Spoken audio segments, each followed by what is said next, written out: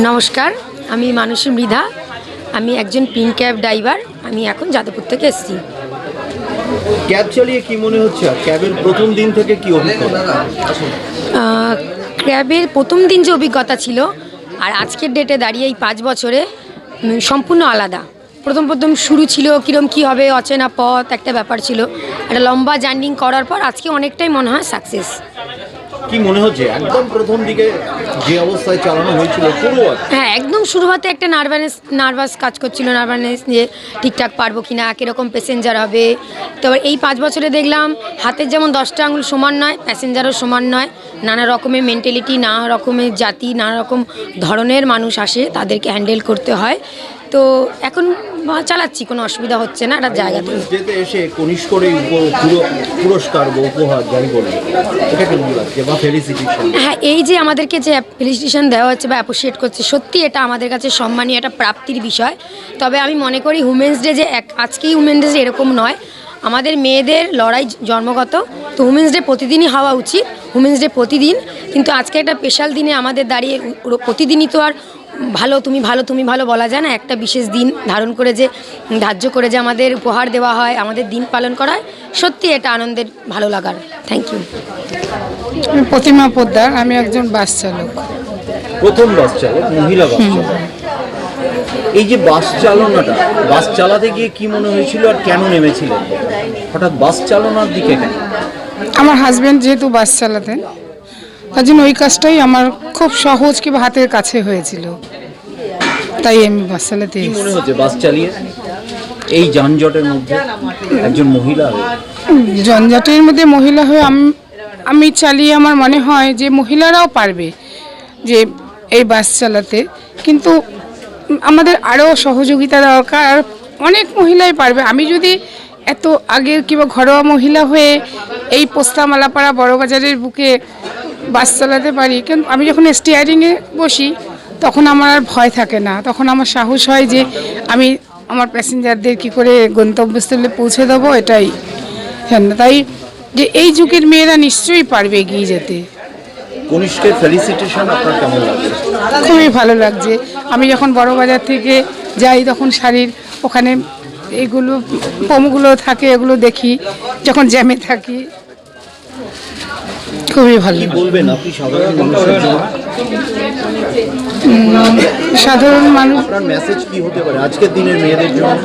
আজকের দিনে মেয়েদের জন্য বলবো যে মেয়েরা যেন পিছিয়ে না থাকে। আর সব কোনো কাজ ছেলে মেয়ে বলে কোনো ভেদাভেদ নাই, মেয়েরা সব কাজই পারে। মেয়েরা এখানে সংসারে যদি অত কঠোর পরিশ্রম করতে পারে, বাইরেও তারা সব কাজ করতে পারবে।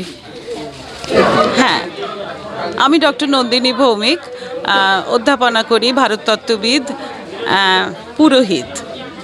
এখানে ওই কারণেই আমাকে সম্মাননা দেওয়ার জন্য ডাকা হয়েছে। সবথেকে আগে এই বিপণন কেন্দ্র কনিষ্ককে ধন্যবাদ জানাই, কারণ এই রকম একটি উপলক্ষ নিয়ে, নারী দিবস উপলক্ষে নিয়ে তারা যে এত সুন্দর একটা অনুষ্ঠানের পরিকল্পনা করেছেন। সম্মাননা দেওয়াটা বড় কথা নয়, এই যে আমরা ব্যতিক্রমী কাজ করি মেয়েরা, এই কাজের কথাটা যদি আমি একটু আরও 5টা মেয়েকে বোঝাতে পারি, শেখাতে পারি, উদ্বুদ্ধ করতে পারি, তাতে বৃহত্তর সমাজের সুবিধা হয়। তো সেই জন্যেই এই প্রতিষ্ঠানকে আমি ধন্যবাদ জানাচ্ছি, কৃতজ্ঞতা জানাচ্ছি। ভালো লাগছে এখানে এসে, মনের কথা বলতে পারছি। আমার প্রশ্ন, মেয়ে হয়ে শুনেছি আমরা ছোট থেকে মহিলাদের ওং শব্দ উচ্চারণ করতে নেই। সেখানে আপনি মহিলা পুরোহিত, আপনাকে সবই উচ্চারণ করতে হয়। তাহলে হঠাৎ এই পরিবর্তন নিজের মনের মধ্যে কেন এলো? সারা জীবন একটা জিনিসই পড়াশোনা করেছি, সেটা সংস্কৃত। তো সিলেবাসে প্রচুর মন্ত্র ছিল ভাই, প্রত্যেকবার ওং বলতে হয়েছে। তাহলে পড়াশোনার ক্ষেত্রে আমি যখন পড়াশোনাটা ভালো করে ফার্স্ট ক্লাস ফার্স্ট হলাম ইউনিভার্সিটিতে, তখন তো কোনো সমস্যা হলো না। যেই সেটা আমি অ্যাপ্লাই করতে গেলাম একটা জীবিকার মধ্যে, তখন রে কেন ভাই? একদম ভুল ধারণা। আমি নারায়ণ স্নান করাই, আমি দুর্গা পুজো করি, আমি কালী পুজো করি, পড়াশোনা করি। সবাইকে বুঝিয়ে করি। সেই জন্যই এখন, আগে আমরা একটা দুর্গাপুজো করতাম, আমি শুভমস্তুর কর্ণধার। শুভমস্তু আমাদের একটি পুরোহিতের দল তৈরি করেছি।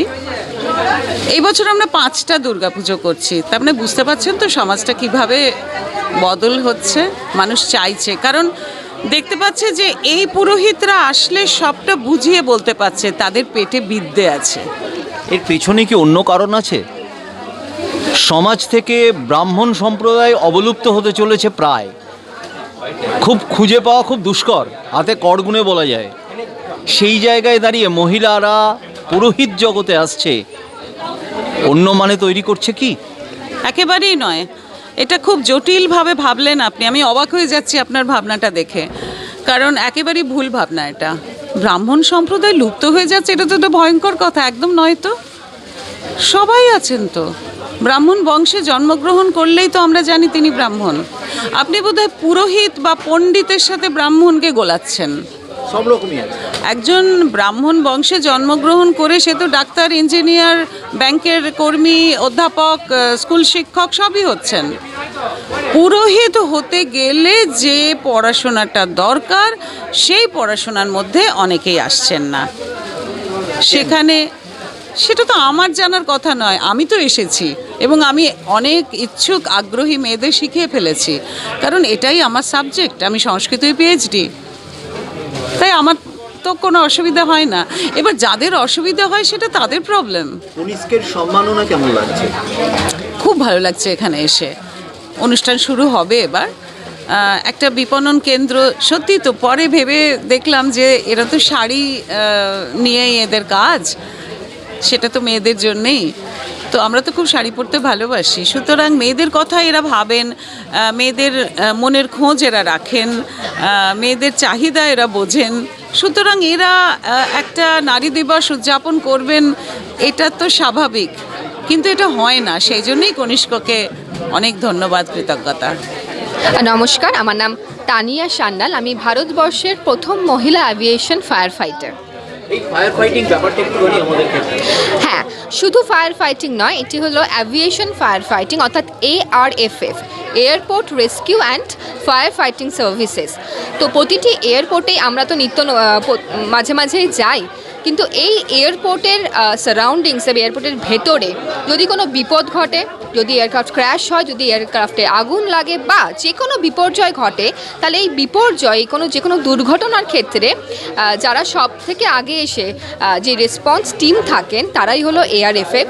প্রতিটি এয়ারপোর্টে নির্দিষ্ট ফায়ার স্টেশনে প্রশিক্ষণপ্রাপ্ত দক্ষ ফায়ার ফাইটার্সরা 24/7 রেডি থাকেন, শুধুমাত্র এই ধরনের কোনো ইনসিডেন্ট বা অ্যাক্সিডেন্টে সবার আগে ছুটে আসতে।